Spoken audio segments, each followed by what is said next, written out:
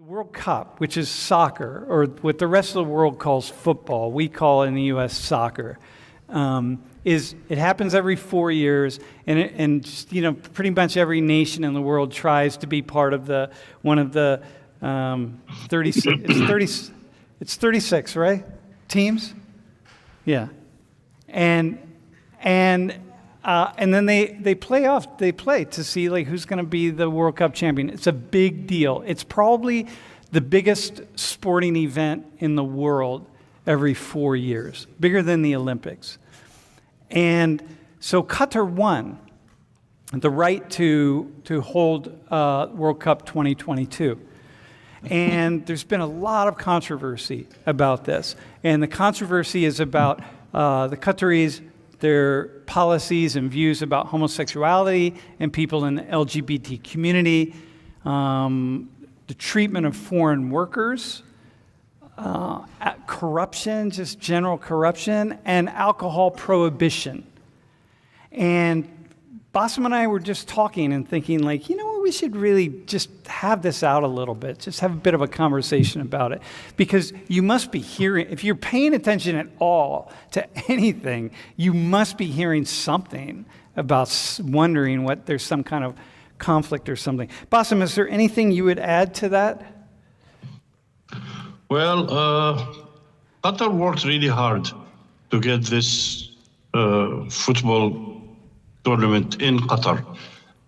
They have invested trillions in infrastructure for Qatar, building new stadiums, new hotels, new roads. So for them, and it's the first time for a football competition to be held in an Arabic Muslim country. So from their point of view, they do not want all their investment, all their hard work, and the fight they had to put to bring the tournament into Qatar. They don't want this go in vain and have some problems in Qatar during the matches. So from their point of view, first, they are an Arabic country. Second, a Muslim country. Third, the first time the football matches are bringing to an Arabic country. They want this to be a success, and it's understandable. Mm-hmm. And they're getting a lot of pushback. Hey guys, my name is Xingwei, but you guys can call me Martin.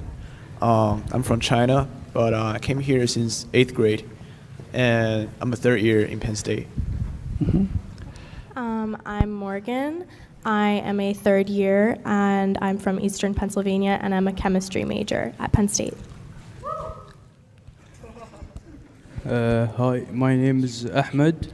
I'm from Kuwait, and I'm a first year. I'm a first year majoring in cybersecurity. Awesome, man. And Kuwait's not in the World Cup this year, are they? No. Just checking. Has Kuwait ever been in the World Cup? They have, right? I don't really. Yeah, I think a few years back, I think Kuwait sent a team, man. China's not in it this year, are they? I don't follow they sports. Suck. Yeah, okay. So listen, I want to just give you a little bit of background on me. So I have spent, for the past 13 years, I've spent a lot of time thinking about the Middle East and traveling to the Middle East, and spent a fair amount of time in the Middle East. And here's just a shot. I mean, this is Bassem and I in Iraq a few years back on the Tigris River, and I thought that it's a really cool shot. That's such an I use that shot because the Tigris, it's such an important river. But I'm just going to run through some photos really fast and just give you a sense of what my background is. What I want you to do is have this sense that as I'm talking about these things, I don't have answers. Really, when I come into this class and we pick out some really hot topic or whatever the topic is, like, I don't have answers. And I usually pick the topics out because I don't know. And so like today's, Bassem and I were talking, and I kept saying, we talked a couple of weeks ago, and I just said, wow, I don't know. And then I would ping him back couple days later and say, well, what about this? And he sent me something, and like I'm really confused, and I don't know what to think, and I don't know what to think about Qatar, and I don't know what to think about the criticism of Qatar, and so therefore, when I do a class like this, it's my opportunity to just speak about what I see and what I think, and then hear from other people. In this case, we get to hear from Bassem, and we'll have you ask some questions, the three of you, and then maybe I'll walk away with some thoughts, maybe with some more clarity that I don't have now. But that's how I come to these things. So like, I don't come with an agenda or an idea or specific thoughts. But in any case, this is my friend Rafi. Rafi is from Afghanistan, and he and I. The reason I put this up here is because this was a shot on the first night that he and I met. We were in Dubai, and he and I had a project together with NATO. And Rafi is now living in Belgium because the Taliban pushed him out of Afghanistan. They were going to kill him if he didn't leave Afghanistan, but we were able to get him out.